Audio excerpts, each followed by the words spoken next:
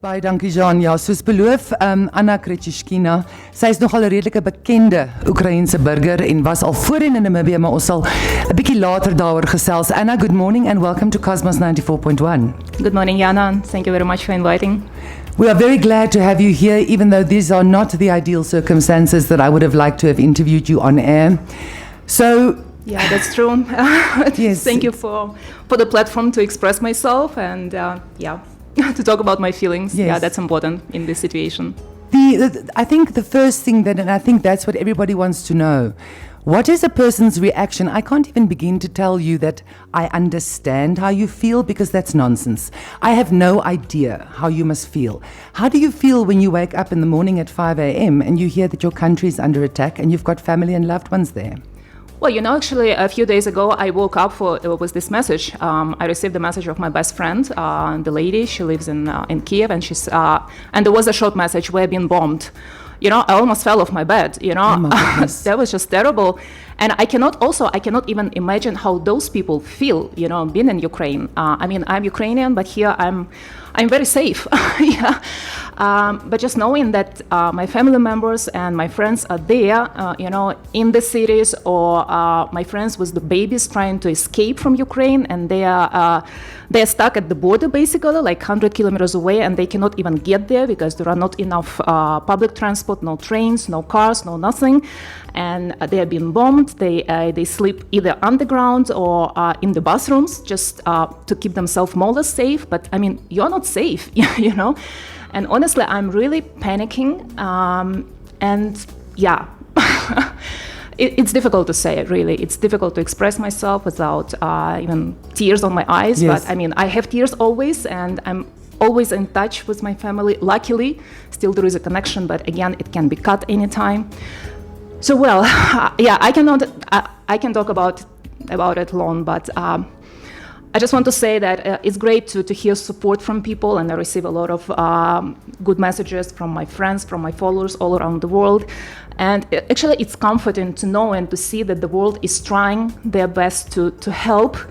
I think that Ukrainians are a bit desperate because we expect more help, right? Because it's good to hear the words of support, but actually we need some real actions, and very fast, not 1 week later, not 1 month later, but already now, because they are attacking us now, and people are dying, and not just soldiers, but just civilians. And children. And children, yes. Exactly. 14 children this morning reported amongst the dead for the civilians. Exactly, and they haven't done anything wrong yet, Yes. And no, that's hard to explain. What we are seeing, Anna, which I think for me, somebody who's been in the news for a very long time, and not that I'm a wartime reporter or anything, thankfully, but what we're seeing out of Ukraine is this massive civilian effort. One of your former prime ministers, I neglected to look up the name, actually made a social media video showing people how to create Molotov cocktails.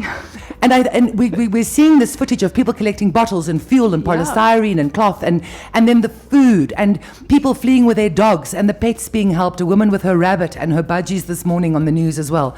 But we're seeing this massive unity, loyalty. I get goosebumps just speaking about it, and people I have goosebumps just hearing this from you, and yes, exactly. There's this major unity, right? And you're having people that are saying, "Give me the Kalashnikov if you have it, and I will help to defend my country." They don't need Kalashnikov. They will go just with those Molotov cocktails and with anything. I just yesterday talked with my aunts. Two of them, one is 65 years old, another is 70 years old. They are in the middle of Kiev, and they refuse to leave, even though they had the opportunity. Yes. So now they're preparing sandwiches for the soldiers, and they're just there to support. They transfer money for them, even though they had just their pension, Yes. This is so impressive, and it brings just tears into my eyes when I see this really unity. So this is a really good thing which happened in this situation. Ukrainians have never been so united. Absolutely, but I was also talking to a couple of colleagues and so on. It's one thing to have a paid-for soldier, like a Russian troop, for example. You get a salary, you get an order, and you go. But I don't believe, even though, let's say, hypothetically speaking, Russia manages to take over Kiev, I don't see... It will never happen. I'm sorry, it will not. I know my people, and Kiev, for us, it's like a sanctuary, until the last Ukrainian is there, it will not be taken over. Seriously, we have no doubt about that. We feel sorry that there will be a lot of victims, Yes. a lot of damage and etc. But no one has any doubt that we will overcome and we will not surrender. We were talking earlier about the unity in Ukraine and how wonderful it's been. Do you think that possibly, because nobody understands what Vladimir Putin is thinking, do you think that possibly his lack of support from Ukraine, the lack of the institutional old USSR-styled Russian empire, and how the Ukraine has steadily moved towards a healthy democracy, moving further west, if you could put it like that, do you think that could be one of the reasons that he's worried he might lose power? I think so. I think this is the main reason. And actually, Ukraine, I think, maybe I'm wrong, but I think that Ukraine is one of the most independent and freedom-minded country, and Ukrainians are. And for him, he just cannot stand it. You know, he wants back to those times of USSR that, that they control all the republics around, and including Ukraine. But Ukraine will never go back. And that's his kind of dream that will never come true, but he's still dreaming. And I think that he's insane. Yeah. Putin, your president, Zelensky, and Putin were obviously very different. I mean, Putin is from the old guard. And up until President Zelensky, Ukraine was still sort of with one foot in Russia, if I could say it like that. Do you think that it's since President Zelensky was elected and has taken the country forward, or has the anti-Russian sentiment risen, say, since 2014 with the annexure of Crimea and those areas? I would say much earlier since still. 2014, and we were always directed to our independence and freedom. So it's not about Zelensky at all. Now we really have a huge respect to them, that he is in the country and he unites the nation, and he's not scared, I absolutely loved it. Yeah, he's there. And even those people who were kind of who were against him or laughing at him or whatever, there were different opinions, but as I said, now Ukrainians have never been so united as before. Yes, and I believe it's his leadership. What did he tell the Americans? I need ammunition, not a lift. When they wanted to evacuate him for his own safety. And that's why, when I receive some of the comments on my social media that, Ukrainians are stupid, that they're fighting for their president. They're not fighting for their president. No. They are fighting for themselves. And even if something happens with Zelensky, God forbid, of course, but it will not change anything in our mind, in our mentality. That's just the way we are, And what do you think will happen if the government is overthrown? Let's say in a crazy world, your people, your country. The government is overthrown and Putin installs his puppet government and takes away democracy, blah, blah, blah, does his style thing. What will Ukrainians do? Even if, but I totally don't believe in that, but it will not last even for a few days. Like seriously, I mean, until the last Ukrainian is alive, it will not happen. No, seriously. That is excellent news. So what's the way forward now for you and your family at home? Everybody's still okay? Everybody's safe? I cannot say this, all I can say is that they're alive. I mean, they're not okay, I'm talking to my friend and she's really stressed. She tries to protect her child, and they're trying to get to a safer place, and there's no safe place in Ukraine anymore, So I really pray that they are kind of safe, right? But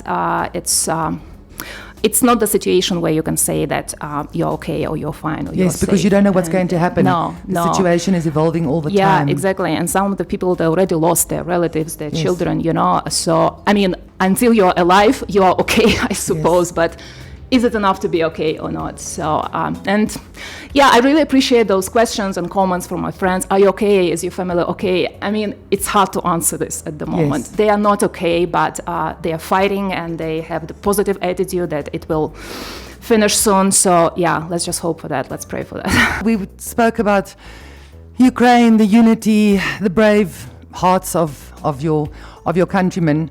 Why are you here? Because you are actually quite well known and quite famous. Under different circumstances, I suppose people would have known that first. But all right, so tell us why you are here and who you are. Well, I'm traveling around the world for the past 8.5 years, and this is actually my second circle around the world. And the idea is to visit all the continents on my motorcycle. And I've been to Africa 5 years ago in Namibia, and I can say that Namibia is one of my favorite countries. And just I love to be back. So when I finished the first circle, I just felt that I want to continue because this is just in my blood, this traveling adventurous spirit. And I decided to make the second circle like anti-clockwise, and again to visit all the same continents, but maybe different roads, different places, different parts of the country. And here I am. So I was really excited to come back to Africa and to explore more of it, because last time I concentrated more on the east part, and now I wanted to explore more the west part, starting from the south, of course. And I wish the circumstances were much happier. Yes. So now it's really difficult to concentrate on anything else. I'm always on the news, talking with my friends, and so it's difficult, to make any happy posts about my travels and about pictures from the country. Yes. So. Yeah, and I hope my followers understand. And but now actually you can see who is who and who is on the same page with you. Yes. So it's always like that, isn't it? Yeah. And as I said, I really appreciate all the nice comments of support, but also I receive other comments like, "Oh, I thought that this is a traveling blog and you are just writing about your country, so I unfollow you." And I just feel like saying, yeah, go ahead, and good that you actually express yourself. I want the less followers, but the people who are actually, on the same page with me and who understand what's going on. Because, it seems like, again, sorry that I'm coming back to the same, to the topic of Ukraine. It looks like some people don't understand that it's not just about Ukraine. Now this is the life and death matter for the whole Europe and maybe actually for the whole world, because this crazy person, because Ivan don't want to pronounce his name, right? He's threatening the nuclear war, and in case he's insane enough to do that, everyone will be affected, not just Ukraine. So it's time kind of at least to be aware and not just to close your eyes and shut your ears. I think probably one of the most important things is that Africa is in a very difficult position. We need because the world is splitting. So we're going back into the Cold War where the West and the so-called communist countries are separated. So we need the United States, we need the EU, we need Britain. But we also need China and Russia. That's the way our government systems are set up. Ideologically, our governments are more aligned with Russia, China, but economically we're aligned with the EU, Great Britain and the US. So we are going to have to straddle this line.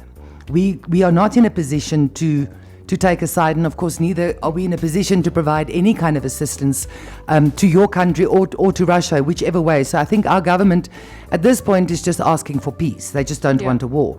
But the world can't afford this. We cannot afford, and on day 4, to say because of sanctions and aggressive statements by NATO, we need to get our nuclear arms ready, is very scary. It is very scary, I cannot believe that we are living in this, it feels like a nightmare, and I watched a new movie a couple of weeks ago, Don't Look Up, and I think that it's so similar to what is going on now, like the comet approaching the Earth, and the scientists are warning that it's coming and you can do something about it, but people just don't listen. They think that these are lies, and that's exactly what is happening. But none of us saw this coming. We didn't actually think it would actually happen. Right? Ukraine certainly didn't prepare for it. No. I didn't. I just kept saying, "Oh, please! I'm so bored with this. If I hear Biden say one more time that he's going to attack imminently, I'm going to die. Nothing's going to happen." And then it happened. Yeah, but at least now there is still time. He still didn't press that horrible button, So still there is time to stop him, to prevent it. So let's just act and let's not stay silent. And I think that every voice matters. Yes. Even. I also hope that the meeting between them, your president and the Russian president, happens this afternoon. It was planned. Yeah. On the border with Belarus. So I hope that at least something can come out of it. Something. I don't know. We're all holding thumbs for all of you. Yeah. Hopefully and definitely. I mean, we all want peace. And it's not that, again, I received some of the comments that your president should talk. It's better to have a dialogue. That's what we wanted all the time. Yes. It was not us who invaded the country and who attacked. I mean, we are always ready to talk. We are a peaceful nation. So let's talk, of course. All right, Anna, thank you so very, very much. And the best of luck to you. And I'm sure we'll stay in touch. And if there's anything new or latest. And of course, our prayers are with you, your people, and of course, your family. Thank you. Thank you so much for your time.